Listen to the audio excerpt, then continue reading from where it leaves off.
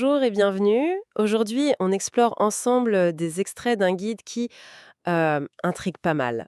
Vivre avec la Lune. Ah oui, c'est un livre qui nous invite à une sorte de danse avec le ciel, si on peut dire. Il propose d'aligner notre quotidien, nos énergies, sur les différentes phases lunaires. Pour retrouver un rythme plus instinctif, peut-être. C'est ça l'idée, oui. Retrouver un rythme un peu plus naturel. Exactement.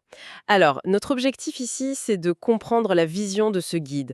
Comment, selon ces pages, la Lune nous influencerait. Hmm. Et surtout, quelles sont les pratiques concrètes qu'il suggère pour vivre avec. C'est ce qu'on va essayer de décrypter ensemble. Alors, le guide commence par une plongée dans l'histoire, le symbolisme. Il rappelle que la Lune, c'était vraiment une figure centrale, parfois même avant le Soleil dans certaines cultures anciennes. Ah oui, comme les déesses lunaires. Exactement. On pense à Inanna, Séléné, Luna. Elle était cette présence lumineuse et rassurante dans la nuit. Une sorte de repère constant, quoi. Le livre la présente aussi comme un symbole puissant du cycle de la nature, naissance, croissance, déclin et renaissance. Tout à fait. Associée au principe féminin, le yin dans la pensée orientale. Changeante en apparence, mais fondamentalement cyclique et donc prévisible. Et elle serait liée aussi à notre monde intérieur, le subconscient, l'intuition. C'est ça. Tout ce qui est moins visible, mais bien présent. En fait, la proposition centrale du livre, c'est qu'en prêtant attention consciemment aux phases lunaires, on pourrait mieux se connecter à notre propre lune intérieure. À nos ressentis profonds, en quelque sorte. Voilà. Intéressant comme perspective. Pour poser les bases, le guide évoque une idée assez poétique sur l'origine de la Lune. Une hypothèse spirituelle, hein. Oui, une idée assez forte. Elle se serait sacrifiée en donnant sa force vitale pour que la vie puisse éclore sur Terre. Ça expliquerait son aspect un peu désertique actuel. Une image forte, en effet. Une métaphore cosmique, presque. C'est un peu ça. Et plus factuellement, le guide rappelle ce qu'on sait. La Lune orbite autour de la Terre en à peu près 28 jours. C'est la lunaison. Et elle tourne sur elle-même en même temps, c'est pour ça qu'on voit toujours la même face, c'est ça? Exactement, la rotation est synchronisée. Et donc, les fameuses phases, nouvelle lune, croissant, quartier, etc. Ça dépend juste de comment le soleil l'éclaire, vu d'ici. C'est ça. Le guide en détaille 8 principales pour bien suivre le cycle. Pour les marées, ça, on connaît, c'est scientifique. Oui, ça c'est validé. L'attraction gravitationnelle, surtout forte à la nouvelle et pleine lune. Mais le guide va plus loin. Il suggère une influence possible sur nous, les humains, même si là, scientifiquement, c'est plus débattu, non?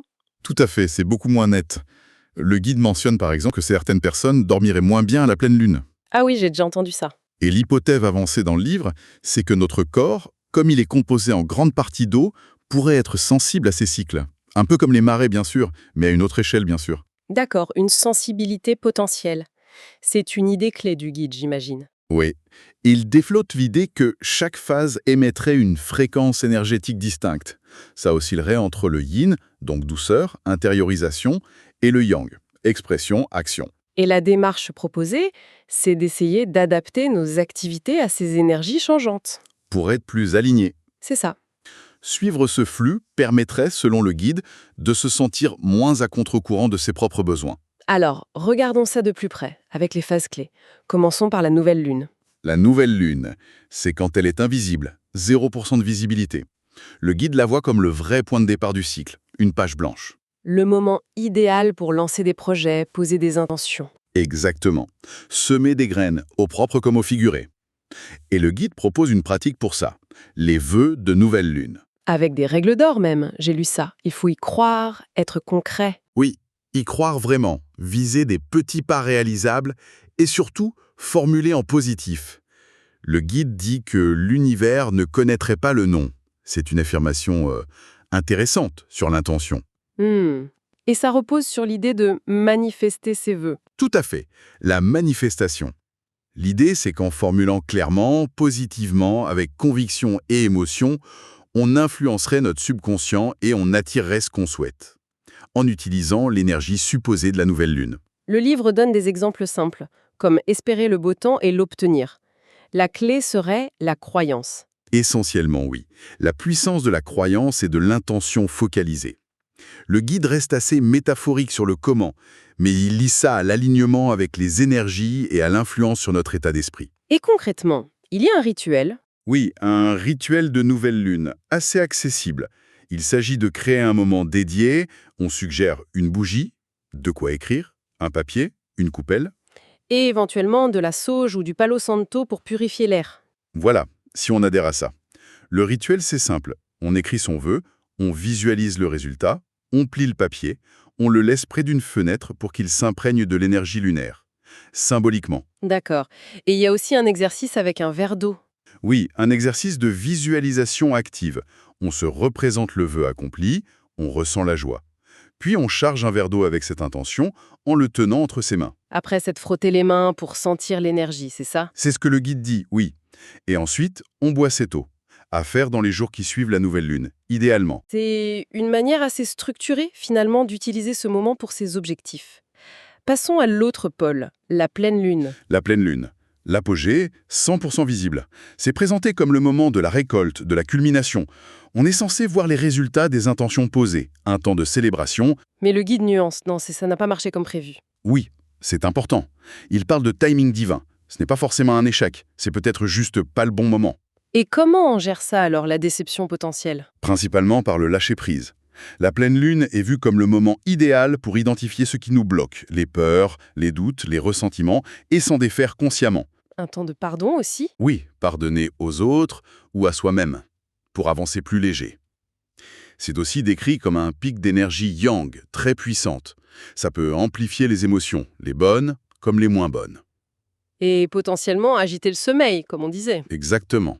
Et là aussi, il y a un rituel, hein. Oui, un rituel de pleine lune axé sur le soin et ce fameux lâcher-prise. C'est un massage lunaire des mains. On prépare un bol d'eau. Une eau qui peut avoir été chargée à la lumière de la pleine lune. C'est ce que le guide suggère, oui. On peut y ajouter du sel, des huiles, des pétales.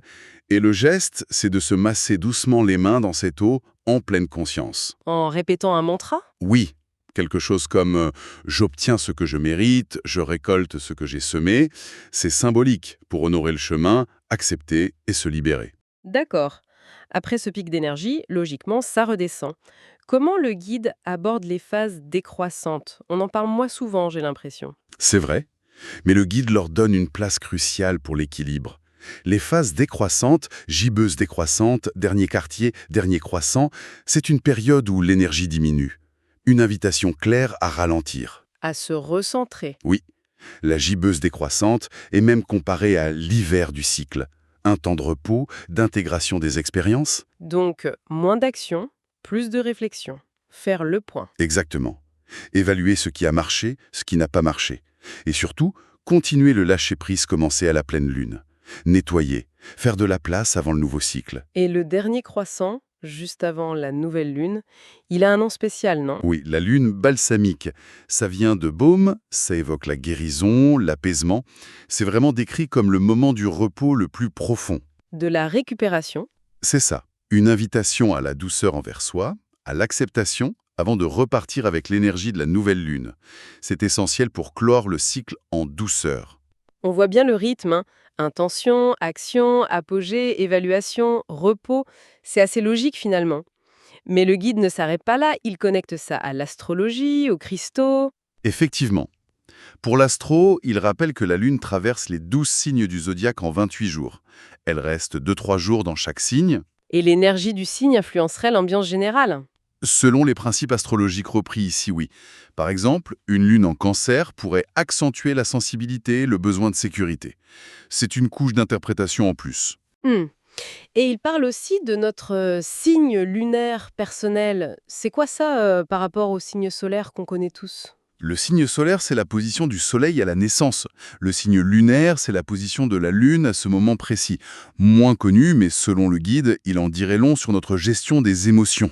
Sur notre monde intérieur, nos besoins affectifs? Exactement. Voir des points de sensibilité physique liés au stress émotionnel. Ce serait une clé pour comprendre nos réactions instinctives. Fascinant. Et pour finir, les cristaux associés à chaque phase, c'est symbolique ou il y a une intention plus pratique? L'idée, c'est de les utiliser comme des outils d'accompagnement énergétique, des sortes de diapasons pour s'accorder à l'énergie supposée de la phase. On peut méditer avec, Les porter? Oui, ou les placer sur un autel, les charger au clair de lune correspondant. Par exemple, pour la nouvelle lune, nouveau départ, clarté, il recommande la guémarine, pour le calme, la clarification, le lâcher-prise. Et pour les autres phases importantes? Juste quelques exemples? Alors, pour le premier croissant, action, le quartz rose, amour, passion. Premier quartier, décision, la cornaline, ancrage. Gibbeuse croissante, affinement, l'œil de tigre, discernement. Et la pleine lune? La pierre de soleil, positivité, calme émotionnel. Pour la gibbeuse décroissante, réflexion. La citrine, clarté. Dernier quartier, libération, le quartz clair, guérison. Et la fameuse lune balsamique, le dernier croissant? L'héliotrope, ou pierre de sang. Pour le calme intérieur, l'acceptation, la récupération.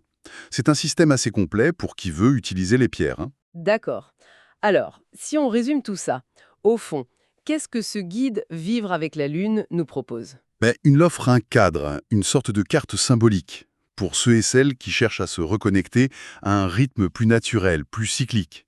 Un rythme qu'on a peut-être perdu dans nos vies modernes, très linéaires. Il utilise les phases comme des balises pour naviguer nos énergies, nos actions, nos besoins de repos. C'est ça, avec une approche qui est clairement ancrée dans une vision énergétique et spirituelle du monde. Oui, c'est important de le souligner. Beaucoup de ces concepts, l'influence directe des phases, la manifestation, les propriétés des cristaux, relèvent de systèmes de croyances. Ce n'est pas validé par la science actuelle. Tout à fait.